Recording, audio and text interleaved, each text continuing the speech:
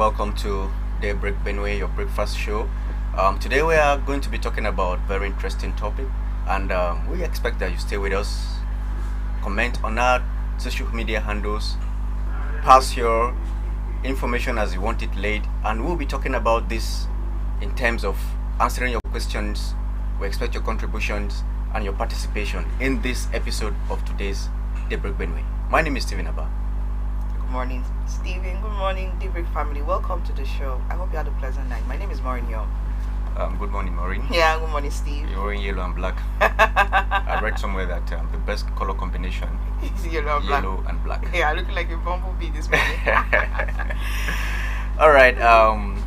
News just reached us yesterday that His Excellency President Tinubu presided over the National Council of States (NCS). Yes, very, the very, State very House, first one. Abuja. Yeah. And this is the first time he's having such meeting. Yeah, Former presidents were in attendance. definitely. You have we had Muhammad Buhari and President Goodluck Jonathan. Yeah, they were in attendance, and of Yes. course Abubakar and Gowon. Yeah, joined virtually. virtually. Even President Obasanjo was in attendance as well. Okay, now the outcomes, we've not had the outcomes per se yet, but we expect. They said the NCS is a body that advises the president, Yeah. the presidency, in terms of policy making, and this Yes. stemmed out of the fact that we had end bad governance protest recently. Yes. So we're expecting this meeting to yield fruits, because if this has been happening, I think the last time they had this meeting was when That was in- 2023. Yeah, 2023. Third, I beg your pardon, of February 2023. That Yeah, was prior to the elections. That was Yes, during that the was time over of like Muhammad Buhari. 13 years ago. Yeah, no, not 13 years ago. Just like 2 years. Okay, sorry, not 2013. Yeah, 2023. 2023, Yeah, yes. 2 years ago. Yeah. But I think this should be happening every year. Well, no, it should because a lot of things happen within the year that call for a lot of introspection. And when you look at the gamut of people who are present there by virtue of their offices as past presidents, Yeah. we ought to be having these meetings more frequently because Okay, now. what do you- Nigeria is in fact, we are fast paced in everything. yes, In security, everything. in terms of food, lives, and the rest, property. Yeah. Okay, now what do you think should be the outcomes of this? Well, I'm expecting a robust outcome in terms of policies, especially directed towards the economy because, like you said, we're just coming out from the end bad governance protests, and a lot Yeah. of things have, been revealed. A lot of people have come to see that actually governance is about you and I making sure that the people that we have, put in positions are held accountable for the policies and decisions that they make. So I'm expecting, coming from that meeting, given the circumstances, in which we are in, that we'll be having robust policy directions in terms of the economy, specifically specifically in terms of how to, strengthen the naira and, get out of the quagmire of this oil drama that we are in. How to steer Nigeria. Yes. Okay, but I have probably, of course, this is not negative. Yeah. If this has former presidents as members, of course, the president, the current president is the chairman, Yes. and his vice is The vice chair. The vice chair. Yes. Okay, now, all of them were once presidents, and the governance is a continuum, right? Yes. And whatever problems you must have caused will be carried over Definitely spirit. by the next administration. Definitely. So the implication is that all these people participated in what is Nigeria today. yes, definitely. So what do you think they will tell this present administration to solve the problem? No, seriously, I thought over this Yes. even while before I went to bed yesterday, yeah. and I was thinking, what will these people still bring to the table? They had 8 years, 4 years, Gowon had 9 years, still the longest ruling Yes. personality as far as presidency and head of state is concerned. Yeah. He had 9 years, and other people. So what are they bringing to the table? These are the questions you should be asking. No, they are actually germane questions because, like you said, I actually did think over it, and I don't want to sound pessimistic or cynical, Yeah. but I just feel like we're just having old wine in new skins, because Good. if you look at the whole situation, just like you're saying, these people have had a lot of time. Yeah. When I look at somebody like Obasanjo, who was the one that actually birthed democracy Yeah. in Nigeria, he Yeah. had ample opportunity to set the record straight. But unfortunately, he did some things well and did some things unfortunately not so well.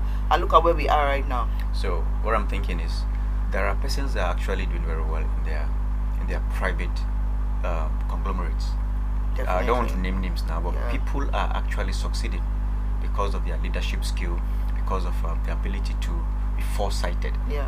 Okay, now I think these people should also be part of this, because most of the governors attended this meeting. Yes, this was Okay, meeting. most of the governors. The question again should be asking, how are the governors faring in their states? their states. It's very important to Yeah. ask this question, because before you give somebody a leadership position, like I've always said, the person should be self-led. Of There should be course. something around the person that will tell you, okay, because of this, I can do this. I used to tell people that God gave Israel to David because while David was still looking after his father's flock in the bush, he was risking his life to protect those his sheep with lions, bears, and the rest of them. So he was the right person to actually give Israel to rule. Yeah. So people should be self-led, and if they are self-led, you can actually give them something to do. Definitely. So how are the governors faring? The truth of the matter is that, like I said, I'm not being pessimistic. It's not negative, but I expect more from this meeting. Yeah. I expect more from this meeting Yeah. because we don't want any protest anymore in this country. No, definitely not. People have lost their lives, died in numbers. Property were destroyed, government property and even private property were destroyed. We don't want that anymore. And there's been a hike in food and transportation as Yes. well, especially in Kaduna. Yes. So if you look at the whole scenario, it tells you that whether I don't know somebody when I was having this conversation over the whole bad governance thing as well as the Yeah. Dangote drama. Yeah. Someone was like, "Is it that we are cursed in Nigeria?" I said, "No, we are No, not we are not cursed. cursed. We are not cursed. We just find it unfortunate in the sense that we put people who do not deserve to be leaders Yes. in places where they ought to make impact. So for a very long time, this is a problem that has been, teething, and then it has now It's matured a and it's full- now it's a blowing full up. mullah. Thank you. It's now blowing up in our faces. So that is why things are just going all over the place. So just like Tinubu, we say he's not the cause of the problems, but he had a hand in it, and unfortunately, his coming on board has No. now exacerbated the situation. Yeah, So- well, he can't exonerate himself That is completely it. because So- he's a leader. So you Leaders see, must when you take the blame. when you look at the whole thing, it tells you that we are lucky when it comes to leadership in terms of people who would leave legacies. And this is why I've been, of course, maybe my advocate has been on the social media. Leadership should be taught from while we're in secondary school, while we're in primary school. Primary school, Financial management should be taught when we're early. So that primary by- school as well. Yes, so that by the time you are 15, 20, you should be able to manage your life. You should be able to lead yourself and manage your finances. But these are the things that we don't. In fact, the first positions or the first encounter with leadership that most persons is politics. You're a councillor, the chairman of your local government, Yeah. House of Assembly member. So why did you give him the position? He's a kind man. The fact that somebody is kind doesn't mean he's a Yeah, leader. doesn't mean that he's a leader. You understand? Doesn't Okay, automatically he's a son translate. of so politician, Definitely. so he deserves a place. No, these are not very important criteria when it comes to leadership. But that is what we do here. That is what we do here. And at the end of the use day, sentiments. yes, sentiments, and you see the result, because it has been said that people deserve the kind of Leadership that they get. that they get. Yeah. So we contribute immensely to how our leaders are, and we tend to defend them.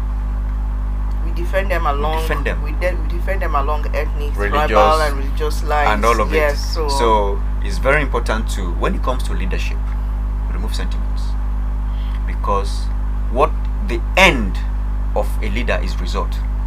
What we want from leadership is result, Results. not whether he's a cripple. I remember there was a time the president or prime minister of Malaysia was blind. A lady, she was blind, and she was doing well. So it has something to do with the faculties. Yes. It has nothing to do with how you look physically. So these are things we should consider, and it has nothing to do also with your pedigree, because you will have somebody that is royal, or his character It's definitely not royal. is not royal. Yes. So these are the things you should begin to filter. Are people who were positioned for leadership, we should begin to filter them, so that this, I'm saying this because this meeting, I'm hoping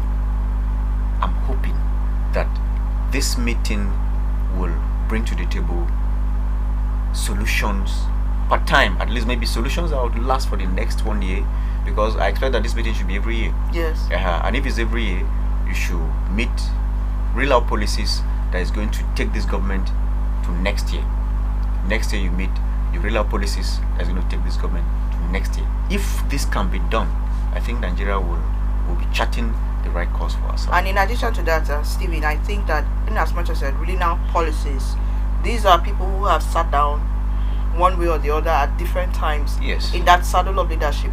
So, from personally, what I think or what I believe is, from that vantage point, they should be having this collective interest. It's really a that, vantage point. yes, that Nigeria is our own. We need to allow this country to survive, to thrive.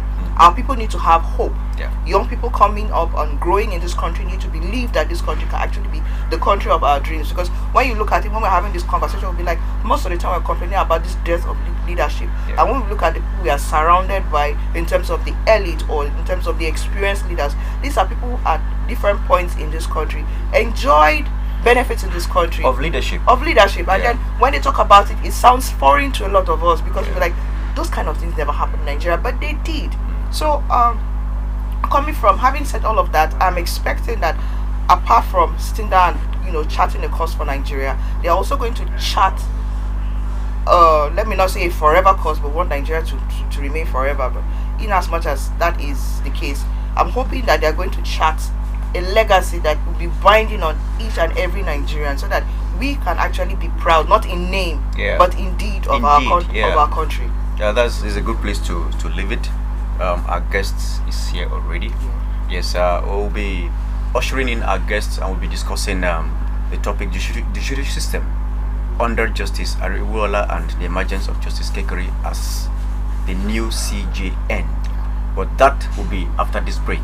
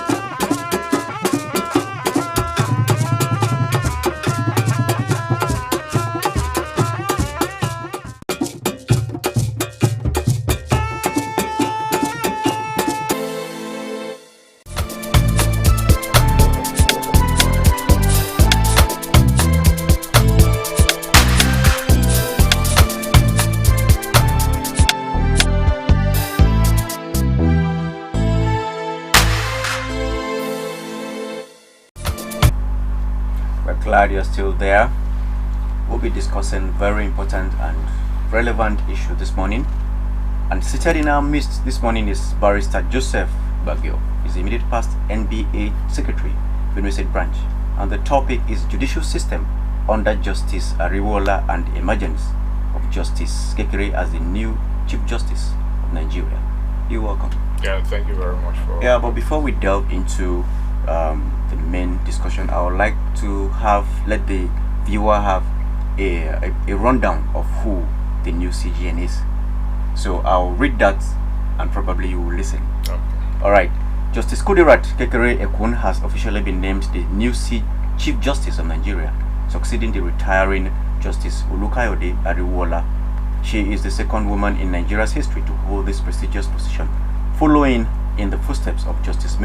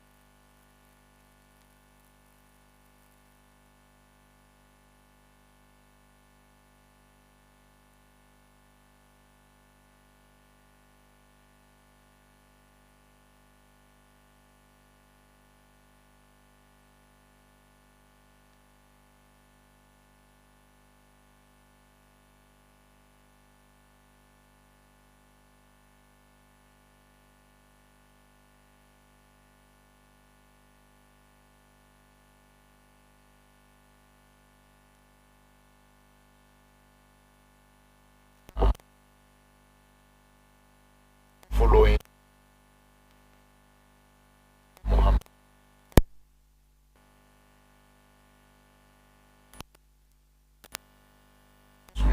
So, different one. And upon emergence as a CJ, he vowed that he will stabilize the judiciary in terms of boosting the morals, in terms of giving the judiciary a proper image, and in terms of complying with the constitutional provisions that were left open in terms of, don't forget that as at when Justice Olukayode Ariwola emerged as the Chief Justice of Nigeria in 2022, we had just 10 justices in the Supreme Court, which was contrary to the provisions of the Constitution that the total number of justices in the Supreme Court should be 21. So, and on several occasions, he has not shied away from maintaining that ground that he will leave the judiciary better than he met it. And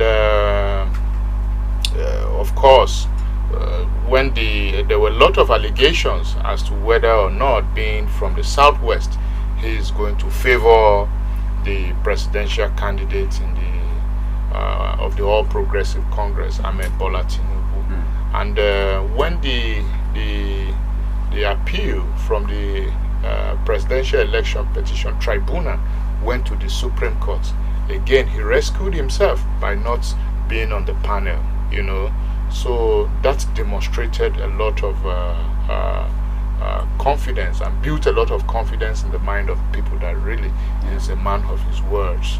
And on several occasions he has summoned justices. You remember the Kano Emir Tozu, where there were conflicting orders of court. Again, he summoned the justices involved, questioned them, and though that report is yet to be fully out, but at least again that shows that he's a man of his word. Yeah, there has been issues of nepotism. Definitely. He has been criticized for issues of nepotism when he appointed a relation of his, or perhaps when a relation of his was appointed to the bench and all of that. And let's not also forget that it was during his time that the mandatory age of retirement is now moved from 65 to 70.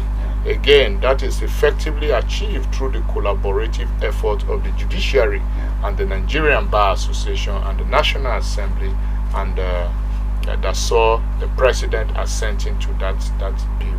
So yes, looking at the background of Justice Olukayode Ariwola, growing up from a remote community of Isheyin, though Isheyin is not that a small local government in Oyo State, because I'm privileged to have traveled to Isheyin.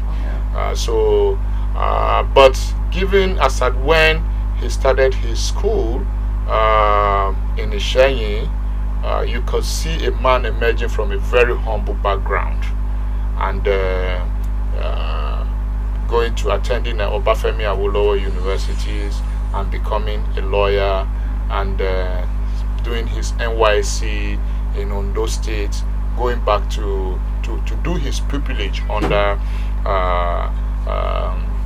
Ladosun, senior advocate of Nigeria, and subsequently establishing his own law firm, Olukayode Ariwola and Co., and which he practiced law for some time. So you can see the gamut of experience he has gathered from the public, from being in Ministry of Justice to private sector to the bench, and from the lower to the higher bench and all of that. So I think he has done well for the judiciary, though nobody is perfect. But by my own assessment, I mean, he has scored well and above pass mark. All right. So Having said all of that, sorry, Steven. Having said all of that, like you did say, there were allegations of nepotism, and there are also allegations that he did fraternize a little too much with the executive. Let me give you an example. In November of 2022, he did visit Rivers State, then with the G5 governors who, had their own tussle within the PDP concerning, presidential candidate and, the chairmanship of the PDP at that point in time. And, legal commentators as well as observers didn't like the fact that he had to be present at that, at that gathering, and he made some statements that they felt were not, deserving of his office. Now, having established all of this, do you still think that under his tenure, the judiciary system still had something to be proud of in terms of, the legacy that he has left behind, not minding the fact that as he's human, he definitely had his own weaknesses? Yeah, that's why I said his emergence as a chief CJN was at a time when the morale of the judiciary was very, very low. And what was the complaint? Welfare of the justices. Where justices give a strong worded correspondence, bearing out their mind as regards their welfare. We have not heard that today. So it is our belief that yes, he has left the judiciary better, because if that is that has continued, certainly they would have cried out. We've not heard that. Then in terms of welfare, in terms of making sure that the welfare, the remuneration packages of judicial officers is improved, that has also been achieved under his watch. So the pay home, the take home pay that could not take the justices home is to some extent now taking them home. So that's a morale booster.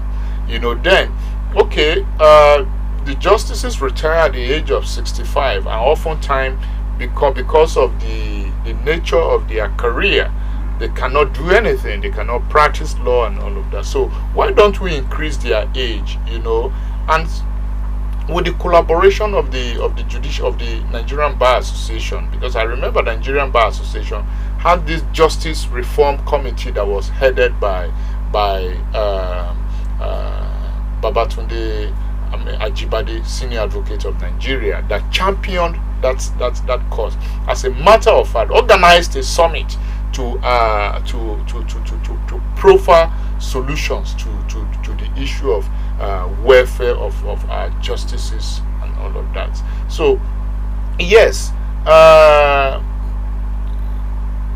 no matter what you do, and I agree with you, some people will still pick holes with him.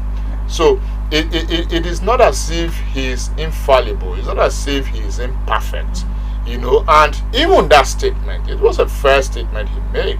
But of course, those who had the assumption in their mind that the Chief Justice of Nigeria haven't come from the southwest, and the speculation was just out there. So, and it was not a gathering organized exclusively for a politician, so to speak. It was a retirement ceremony for one of the retired justices that event took place. But a lot of people misquoted him out of context, So, but by and large, 2 years ago, the judiciary was not where it is today.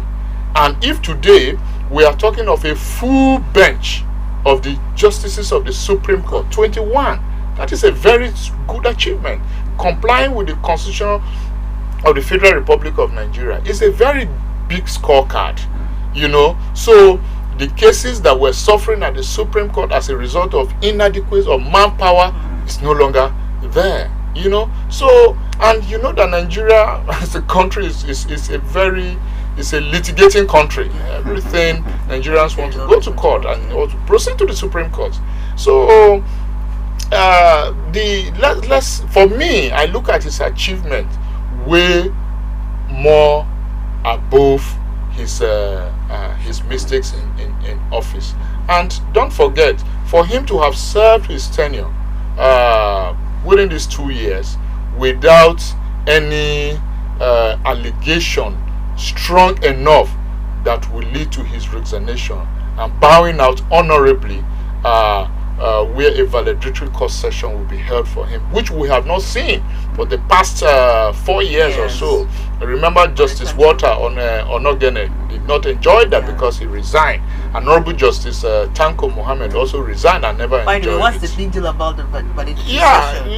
It's a show. It's a show that yes, you have come to serve, and you did serve diligently, and you are bowing out with honor. In layman's language, is that sinful? Yeah, it's in our own language we call it valedictory course, because it's an honor to show that yes, we appreciate what you have done. We celebrate your achievement and all of that. If he has not achieved anything, and perhaps he has found himself, or he has been caught up in the web of corruption, or or any form of malpractice whatsoever, definitely we wouldn't have been enjoying the valedictory session today. And so, in my own mind, it's a big one.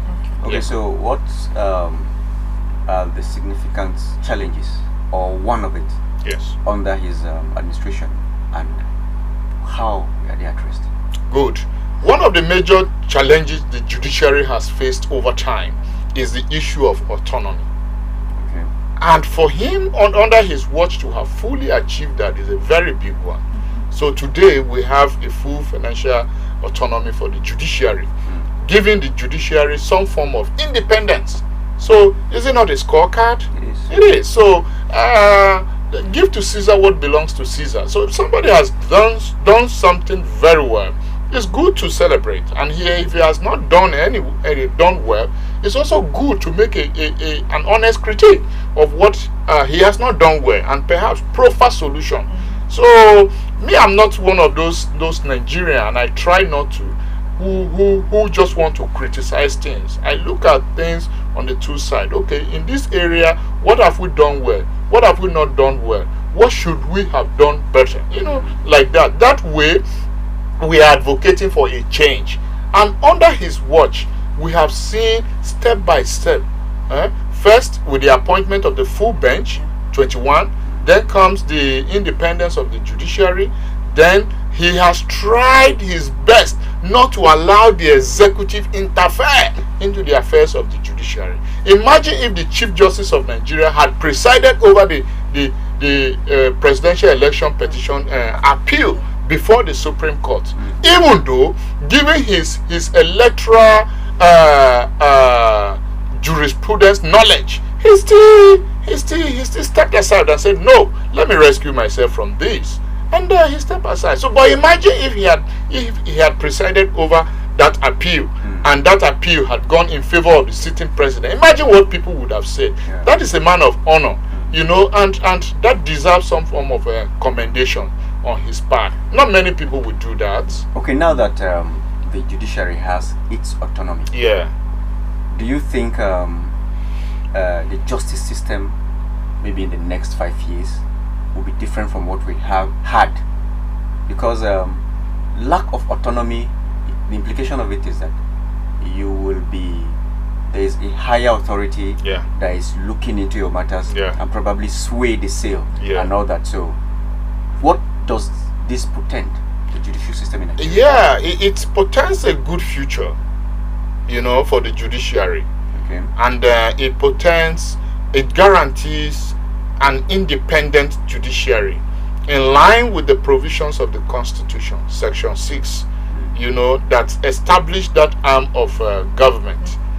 So it is going to bring about infrastructural improvements in the judiciary, because if you go to the High Court now, if you go to the High Court premises of Benue State now, you see structures going on. You see renovations going on at the High Court.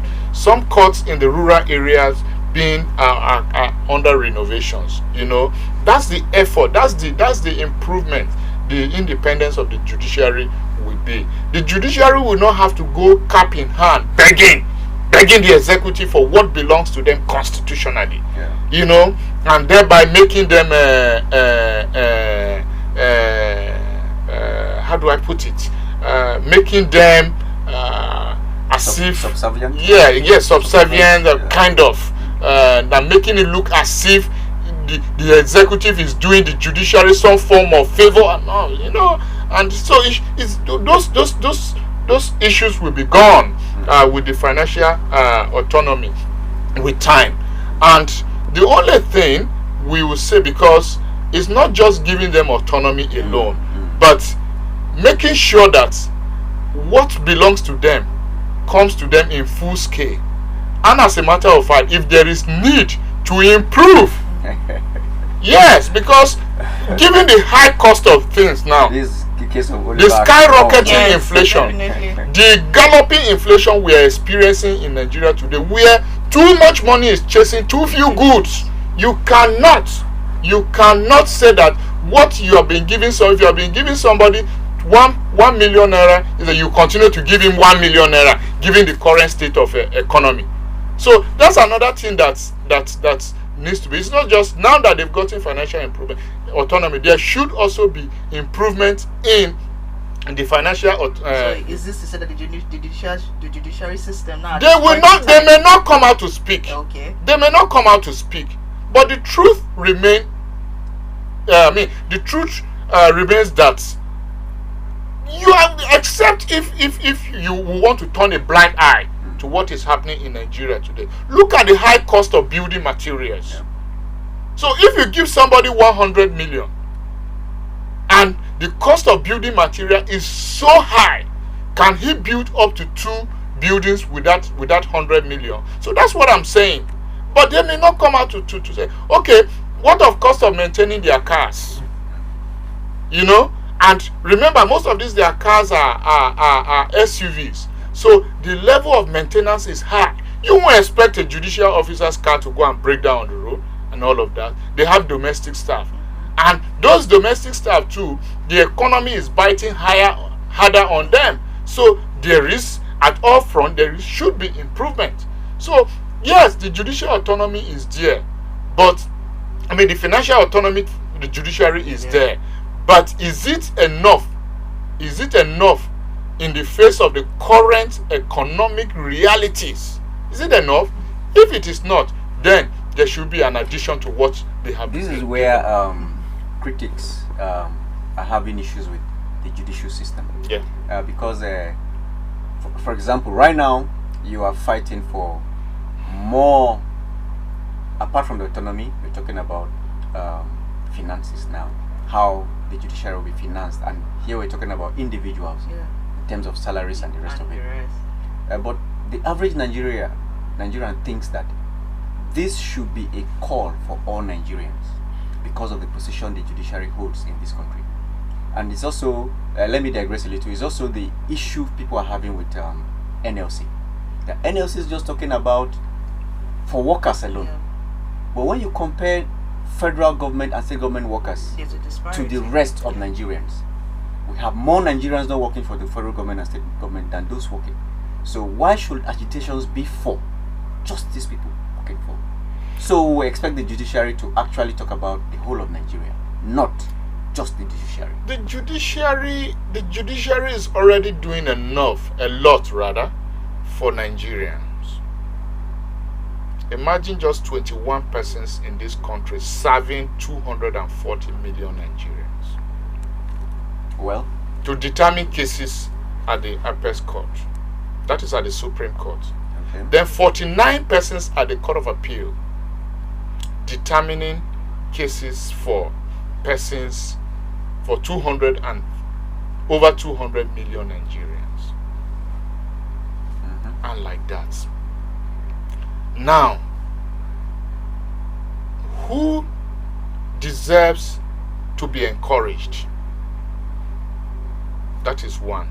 Secondly, the wisdom of the Nigerian law, or rather, the wisdom of the Nigerian labor law to allow various groups to have their unions is a wisdom to the effect that there should be platform that will speak for various groups. Each of them. And the Constitution, above all, had strengthened it that it is your right, it is your freedom to associate, to assemble, to belong to any lawful gathering of your choice. So that is why you also have the Judiciary Staff Union of Nigeria speaking for the welfare of their people. So if we say the judiciary should speak for the welfare of the people, are we saying that we will take the duties of the executive and hand it over to the judiciary? No.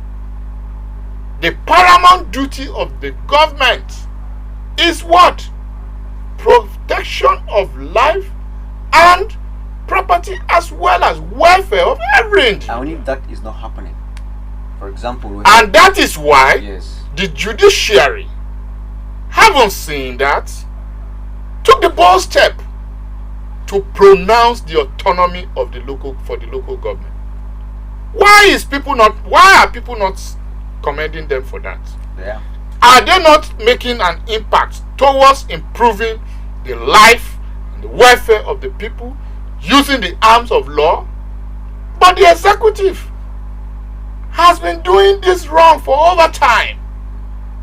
Now, if we have a National Assembly that has decided to make itself a rubber stamp National Assembly, with due apologies, where rather than make laws that will be for the interest of the common man, they are rather chasing after the executive for what benefits them all alone. We are talking about an inflation that at the moment traveled to any African country for the past 2 years, at least I've traveled to 4 African countries, I've not seen this level of inflation we are seeing in Nigeria. What is the National Assembly doing? Why can't the National Assembly wake up to their responsibilities to say, let us have a price control mechanism through legislation? Why are they not doing that? Everybody wants to blame the judiciary.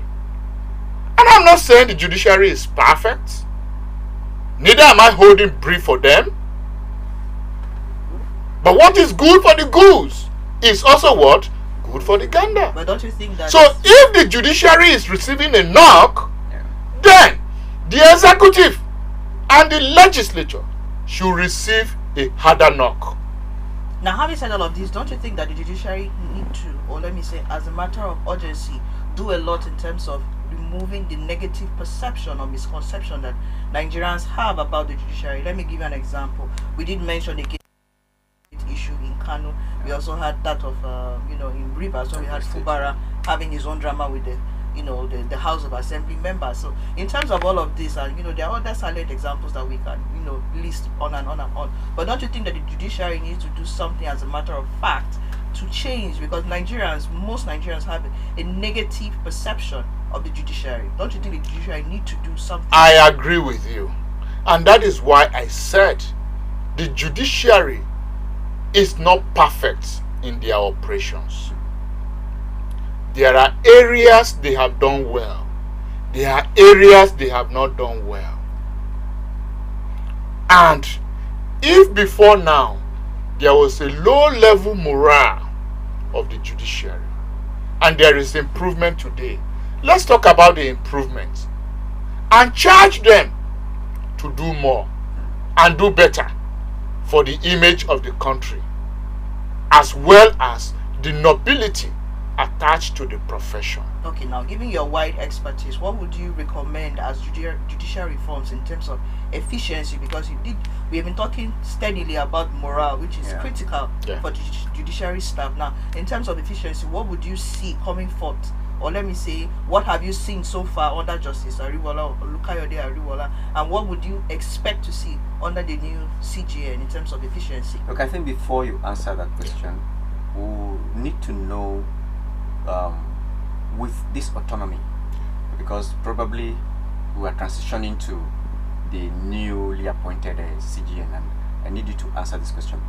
With this autonomy, how will that affect speedy adjudication of justice? No, the autonomy has come to stay. And if my Lord Justice Kekere Ekun, by the special grace of God, assumes the office upon recommendation by the NJC and final appointment, two things will happen: either consolidate or perhaps build on the legacies already established by my Lord Justice Olukayode Ariwola, and add his own value in the area she feels that there is need for reform. The judiciary at the apex level may be doing well, but at the state level also needs to be charged up to avoid these conflicting issues or conflicting rulings we are talking about. What we want to see a disciplined judiciary, an impeccable judiciary, a judiciary that we can be proud of. That is it. Once that is done, all of this will be a thing of the past. But Nigerians want a quick antidote that will cure their ailment instantly. But when it comes to development, it's always a process. And when people are quick to compare Nigeria or any of the African countries with the United States of America, I laugh. And you know why?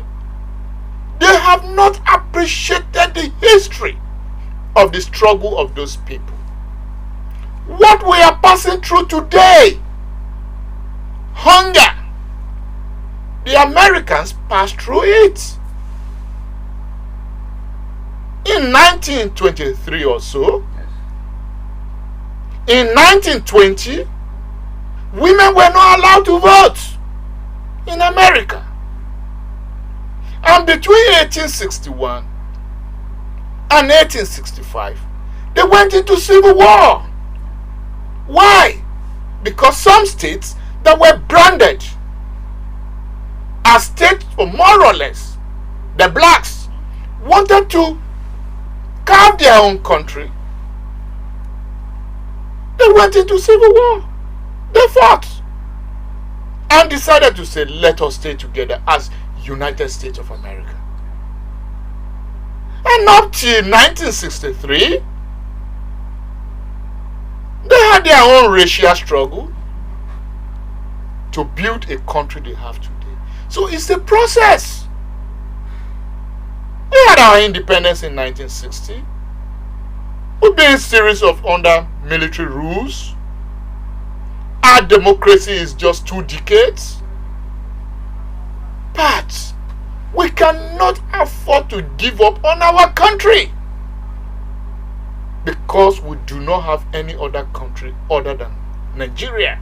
But Nigerians will say, so if we have anything to do, we just have to join our ideas together, make constructive criticism, and draw the line between activism and advocacy.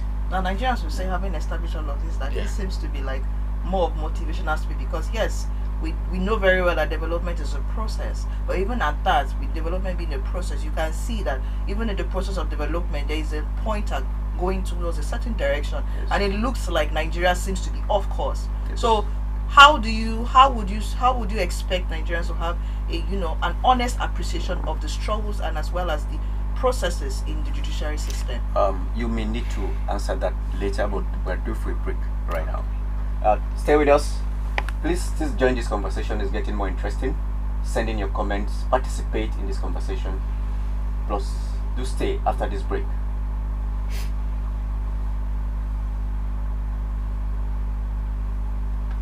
Alright, it seems the break is not coming. So you may need to answer the question raised by... There is nothing motivational here. And if there is anything motivational in what I'm saying, then that is the essence of this program. That people's consciousness to be working. If we have a bad country, if we have bad leaders, let us take them out through our votes. It's as simple as that. Today, people said if we had protested in Benue, perhaps we would have been protesting against good governance. Maybe. Because the people have seen improvements far better than what used to be in the time past. And what is the essence of governance? The fundamental objectives and direct principles of state policies. The welfare of people. So, it may not be the best, because like it or not, insecurity in the state is still at the highest level. A lot of communities, especially the whole of Sankara Azes in Zone A Senatorial District, cannot sleep with their 2 eyes closed. There's high level of insecurity. But there are development going on in other parts. Feeder roads are being constructed. The economy of the people being improved. Agricultural input has been given to the people. So, be that as it may, the people are still happy with the style of governance. That is the whole essence of it. So, if we have a bad leader today, are we still going to elect that leader on the basis of sentiment? That's what I'm talking about. It should be purely based on performance indicator. So if tomorrow the current president wants to contest, what would they come and tell the people? So, but that does not mean we'll throw away the baby with the bath water. We cannot say because the country is like this, then the few infrastructure that are in place should be destroyed. I will never support that. Because development is a process. It doesn't just happen in a day. I'm sitting here talking, but it has taken years. It has taken you years. So it's always a gradual process. Yeah. But unfortunately, we have a leadership that battles with transparency and accountability. That is the problem. You want to bring up a policy and you did not engage the people. You simply feel that you will lord the policy over the people. Perhaps we'll begin to ask, is it for personal gains or for the interest of many Nigerians? That is the problem. And we cannot shy away from it that we do not have problem in Nigeria. Because this policy now of fuel subsidy removal, for instance, has thrown the country into different economic chaos, which now is also affecting the judiciary. Yeah. Because the infrastructure that we had wished and hoped that would be improved cannot be adequately done. Yeah. Because the money is not just enough. And because it's not enough, before you take capital projects and you take recurrent expenditure for the judiciary, imagine where we are or where we'll be. All right. In part 2 of this program, we'll be transitioning to the era of Justice Kudirat Kekere. So, but we're glad to be after this break. Please, once again, stay with us. Send in your comments and your contributions. Participate in this discussion. But that will be after this break. Do stay.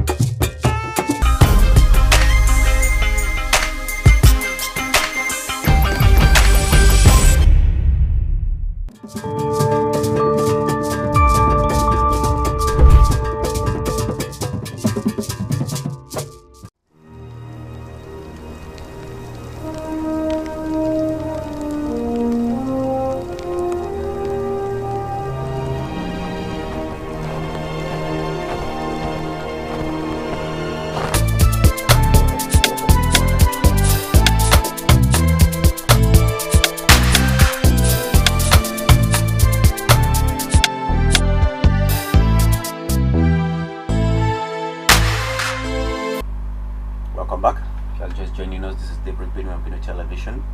Now transitioning to Justice Kekere.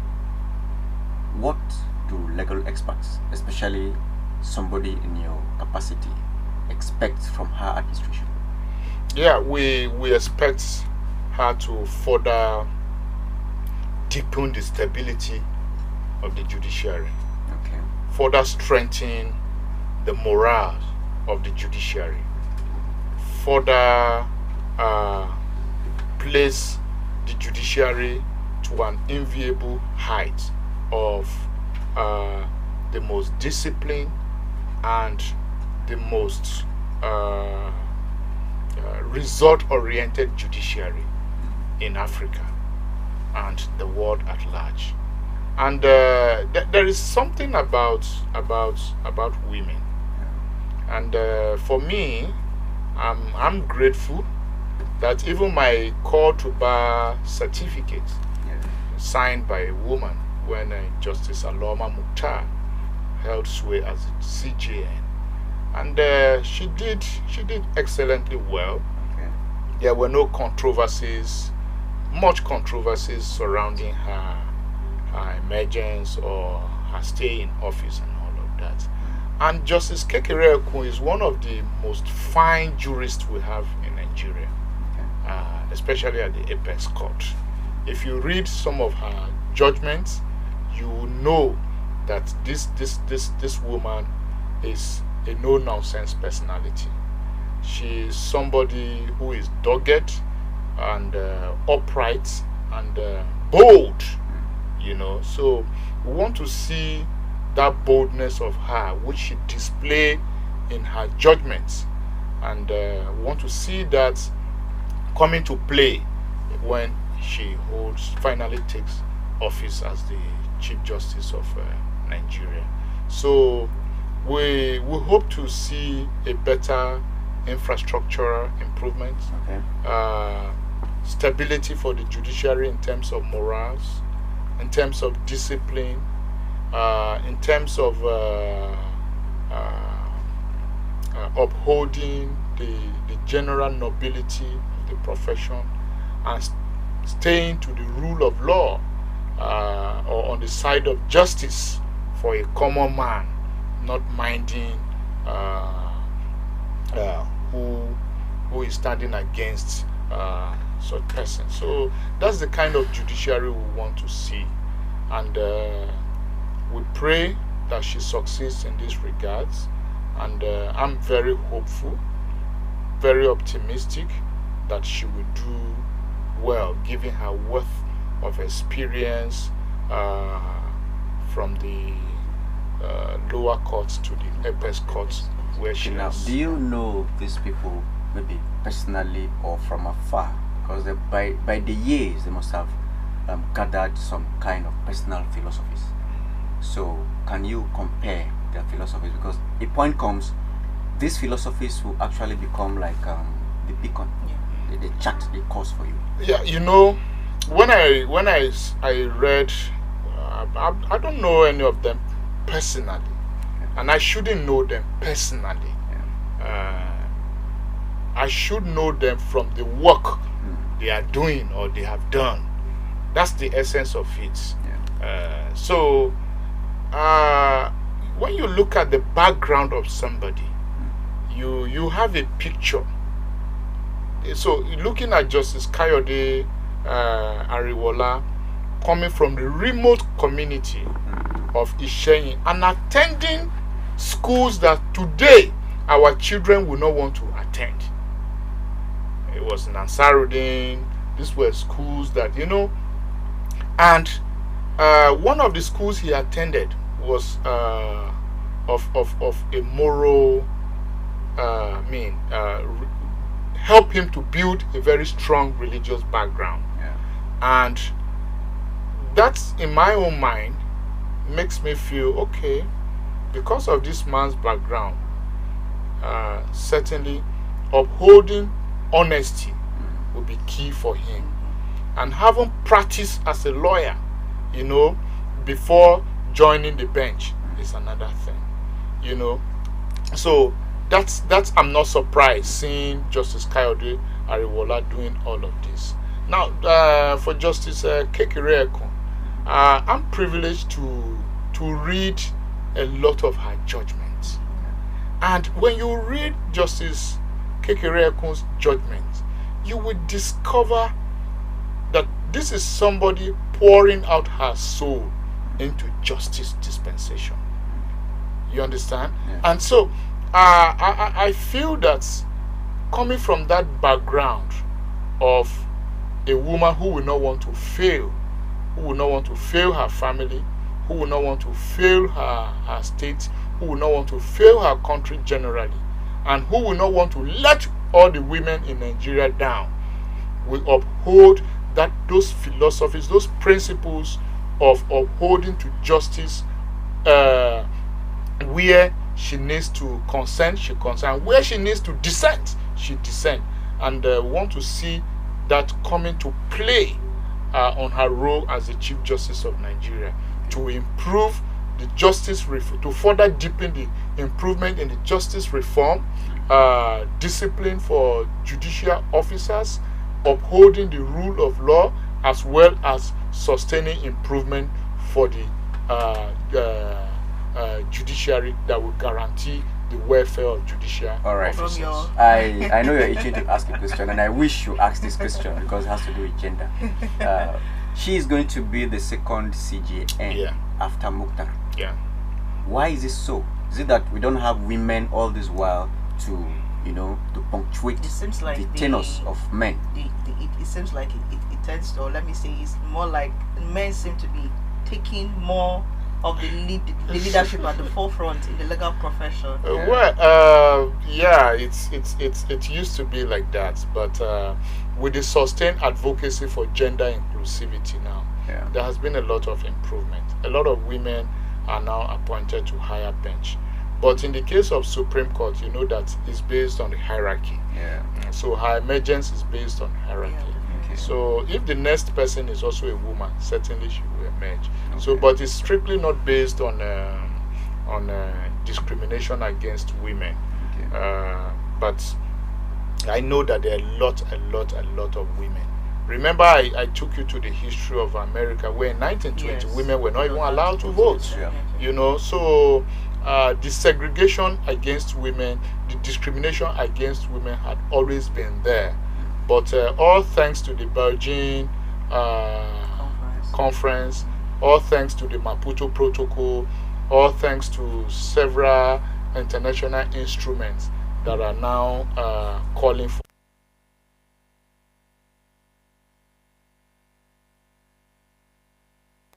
we'll see more women being appointed to Supreme Court. And remember, with the exit of Justice Olukayode Ariwola, there is an open space. So we hope to see that maybe a woman, a female jurist will emerge to cover that.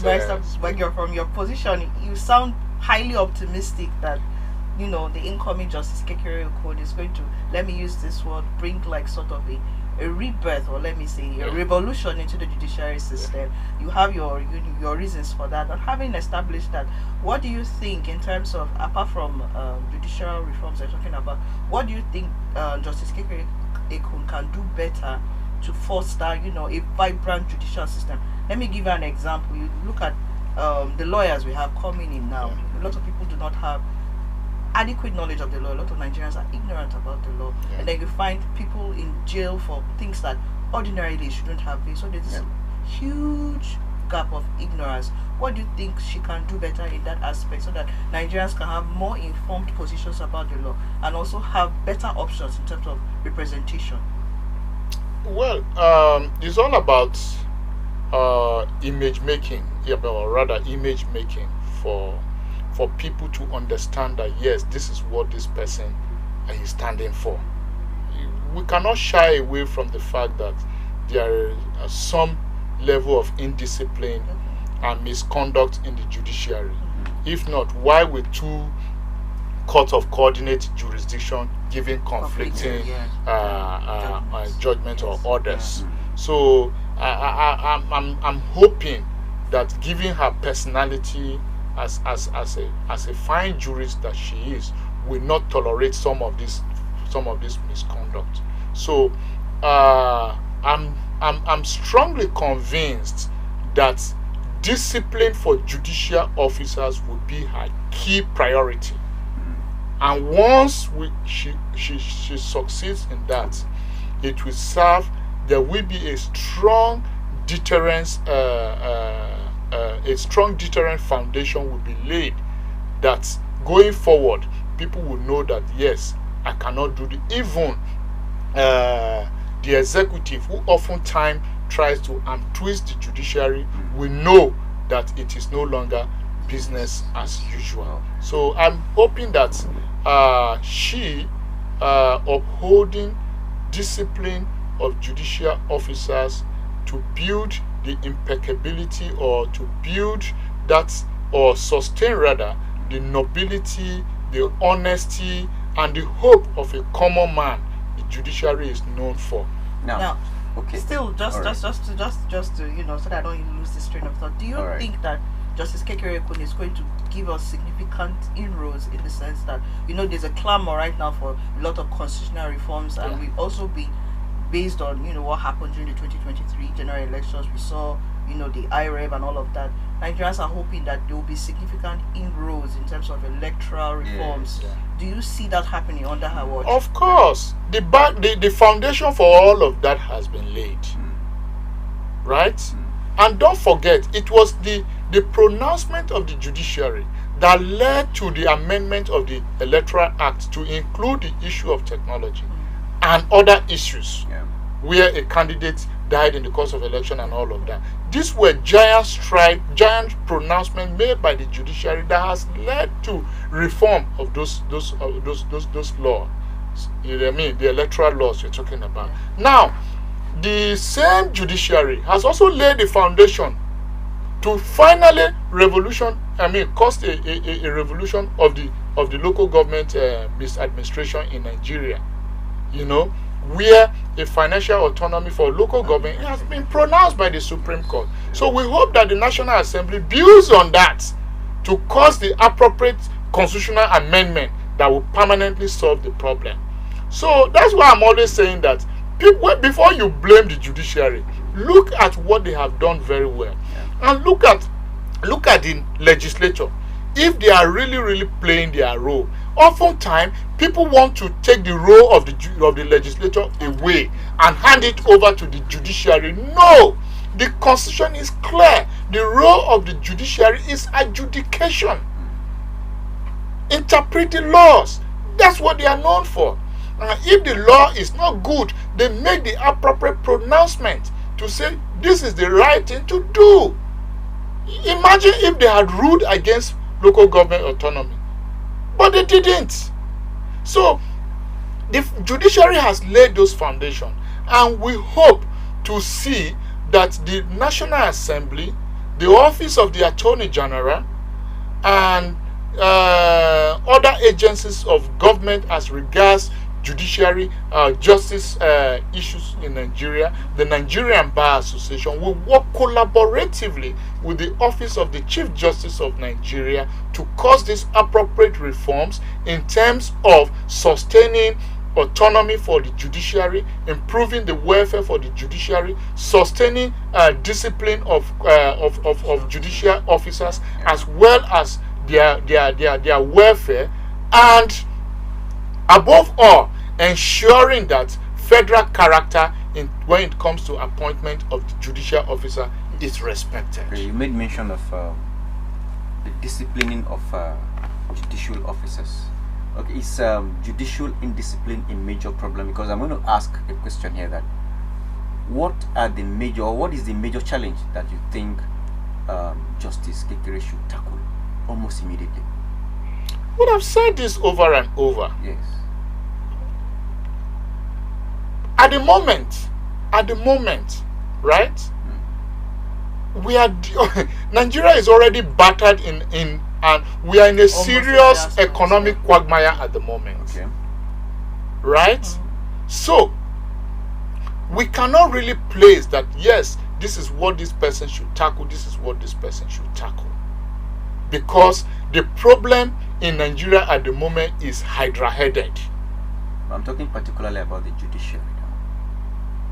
Because you mentioned the indiscipline of judicial officers, I think twice or twice. And it's beginning to look as if it's a major problem in the judiciary. Yes. And if it's not, then yes, it's not as if there is gross indiscipline, and I don't want to be quoted out of context. All right. It's not as if there has been gross indiscipline. But the level is worrisome at the moment. Yes, because where you have two court of coordinate jurisdiction giving conflicting orders or making conflicting orders is worrisome.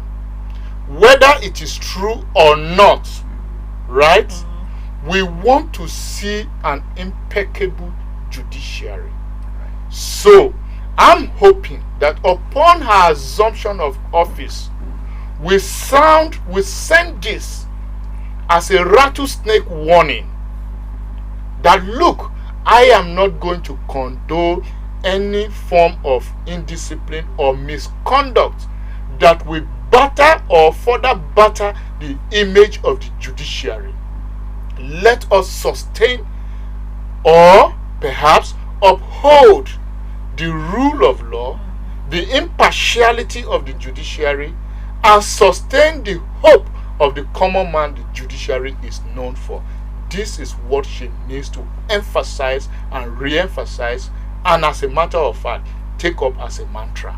Okay, now, Barrister Bagyo, do you think that there's a lot that the Nigerian Legal Aid Council can do because I did mention the fact that Nigerians, most times when you look at what is happening, when you have your interactions with those in the prisons, you find out that they're there for very let me not say very negligible, but they are there for reasons that shouldn't have gotten that far. And like you said, Nigeria is a country that deals with a lot of litigation. So do you think that there's a lot the Nigerian Legal Aid Council can do in terms of ensuring that Nigerians can have access to free legal representation? Because if you look at most of the developed countries, the fact that, or let me say, the moment you have a case that is pending and you have to go to prison. Remember, I doesn't like that comparison. I'm just giving an example. At least your lawyer is always present to ensure that you don't say anything out of context that can be used against you. So what can the Nigerian Legal Council do to ensure Nigerians can have more access to free legal representation? And speedy. Well, those are part of the reforms the CJ, the incoming CJ will have to also grapple with. Collaborating with agencies of government to improve justice administration in Nigeria, which reforms are ongoing. Because I won't hold brief for the Legal Aid Council of Nigeria, because of course they have their state coordinator who can speak to that. But that does not mean that we'll shy away from saying that the Nigerian Legal Aid Council, in helping the judiciary sustain justice administration, does not have challenges. They do have serious challenges. If you go to their office now, you feel sorry for them, which is not supposed to be so. You find there's no typewriter, there is no printer, there are no stationaries, there's no papers and all of that. So it becomes worrisome. They don't have utility vehicles to go and conduct prison interviews and all of that. No money for inadequate low budget for awareness creation. People should know that there exists Legal Aid Council that will help us. So all of that. So that's why I said the problem of Nigeria is just hydra-headed. Yeah, because while you are thinking of dealing with this, another one is emerging. Unfortunately, we have been caught up in a situation where sometimes I begin to ask, is the president really serving the interest of the country, or is serving the interest of few people in this country? Because these are major areas that the president ought to give attention to. If you go to the maximum prison, the medium maximum prison in Nigeria, ordinarily is a prison that should take, is a prison that has accommodation benchmark of 240 inmates. Just 240 inmates. Yeah, but if you go there now, I've not been there in a while now, but if you go there, I'm assuring you, if you go there, you will find over 900 to 1,000 inmates. So crowding in small rooms, you know, more or less what I call barracoons, you know. So it's worrisome. So the justice administration in Nigeria is something that the CJN will also have to work collaboratively with other agencies of government, like the Legal Aid Council, like the Nigerian Bar Association, and the NJC and other association like and civil society organization to see how the improvement in the justice administration can be done to overcome this issue of awaiting trials. Okay, now does the pro bono, do we do pro bono here? We do. Okay, how will that help this question she raised? Yeah, but you know, in as much as they say it's pro bono, there are logistical issues to be taken care of. I remember when I came back from the Nigerian law school, I was doing that for almost 5 years. I was seriously into pro bono cases, and I can tell you for free that it was very, very challenging. How do you transport as a young lawyer? How do you transport yourself to the prison? You don't have money, so you have to squeeze out. You know, filing processes is not free, and going to interview clients and all of that. I mean, the defendants in courts and all of that. Also gathering evidence. Yeah, gathering evidence. So it's much as they say it's pro bono. It's always challenging. Yeah, because you need logistical issues, and that is where we are calling on government. We always call on civil society organizations and international donors for people to sustain that collaborative and partnership approach. Yes. You know, because it's very, very frustrating when you want to do pro bono cases, and that is why the Legal Aid Council is there. But because of all of this, the Legal Aid Council have their challenges, enormous challenges. So I think it's one area that, if for us to have an effective justice system administration, the Legal Aid Council, the office of the Legal Aid Council, should be given priority. You know, if they are given priority, if lawyers are recruited, if they are well paid, you know, if there are working facilities and all of that, people will. The whole of NAPTIP has just one lawyer, National Agency for the Control of Trafficking. They have just one lawyer. And if you go to Legal Aid Council, I think they don't have up to 3 lawyers. What will 3 lawyers do in a state that is over 6 million? You know, we have how many prisons here? We have Otukpo, Boko, and Makudi. All of them crowded. What do you expect them to do? So there's minimum to what they can do. And I think if we have to be honest when it comes to justice administration, then these agencies of government should be given priority. Okay, now we'll be rounding up very soon. Yeah.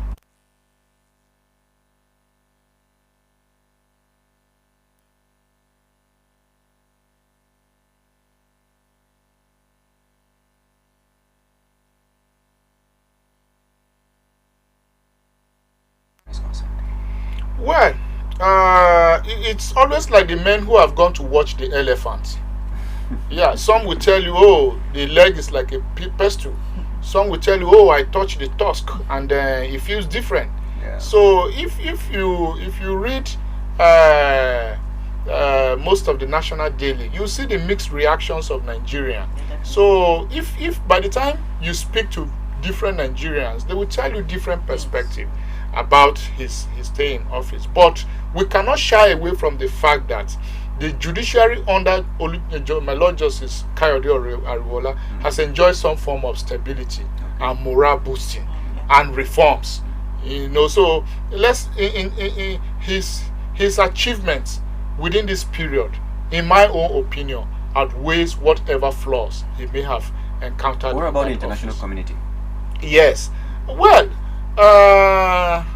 like for me, the international community cannot always decide what we should do as a country, because we don't decide for them.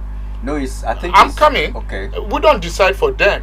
So if there is anybody who should feel any perception, it should be Nigerians. Okay. So Nigerians should be the ones saying that, yes, this man, this person has done well in this, has done well in this, has done. Not what the international community has done, because it's always about their interest. It's as simple as that. There's always a standard. Yeah. Let me use the expression. And the standard here is that it's very simple. If Justice Olukayode Ariwola had sat to preside over the election presidential appeal, that seems to be a very significant yes, for you. Yeah, but he stayed away. So the international community should as well commend him for that. Now, what about in terms of because Justice, the outgoing Lordship Justice Olukayode Ariwola did, always, complain, or let me say, cite the challenge of transiting from the analog way of administrating justice to the digital. So do you see an improvement in that under the coming CGN? Yeah, that's another thing. Whether we like it or not, because we're in the digital whether we like it or not, technology has come to stay. And I tell people, we just have to spend time reading, because now the World Economic Forum had projected that by 2020 we would be transiting from this normal information and communication technology to artificial intelligence. So we cannot afford to sit and be waiting.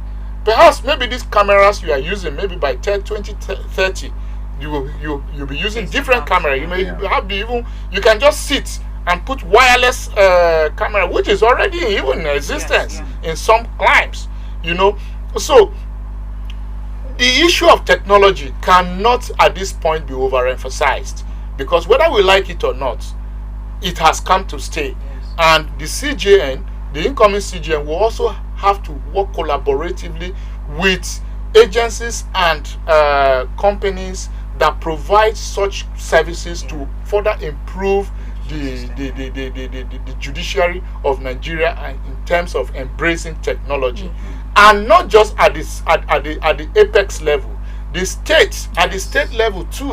And I thank God that even at the state level, the Chief Judge of Benue State is already working with various IT companies to see how our judiciary can transcend from analog to digital. So that's the way to go. I've been conducting virtual, I've been supporting colleagues to provide virtual services for lawyers, and it's a simple technology, but whether we like it or not, technology has become part of our justice administration, and we cannot shy away from it. And the Chief Judge of Nigeria, incoming by the grace of God, should also make that as a matter of priority. Thank you very much. Thank you very much. I think this is the best place to leave it.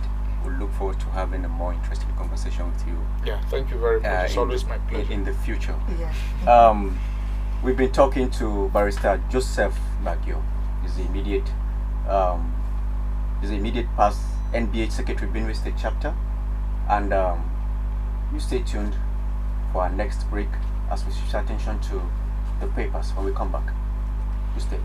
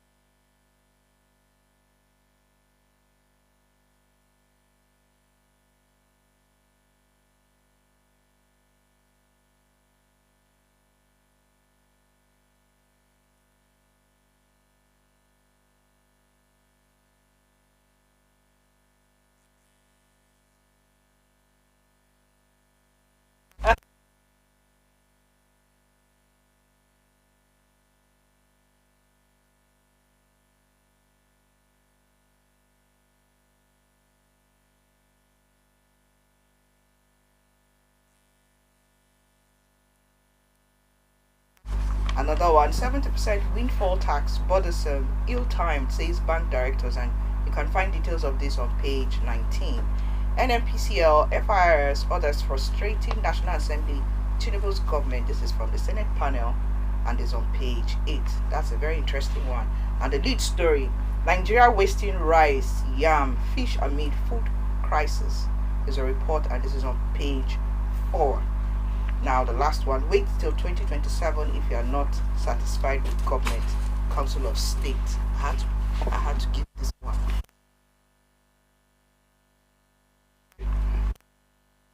Judges forms.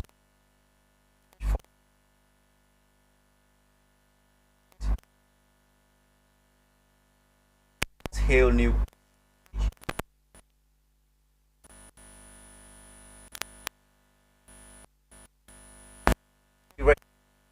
NAS to revisit when Ferry condemns call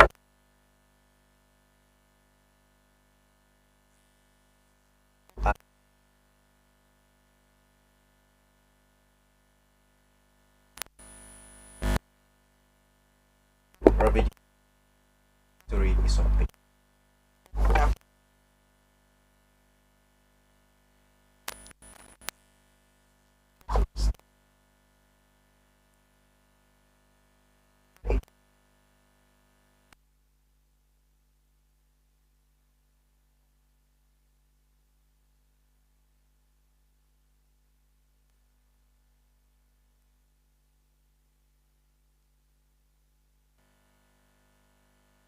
Africa's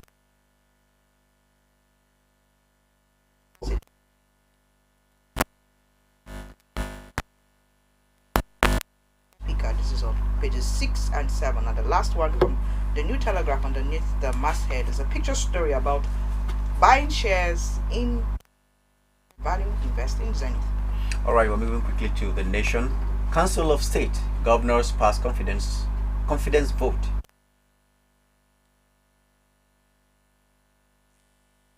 Illegal change of government.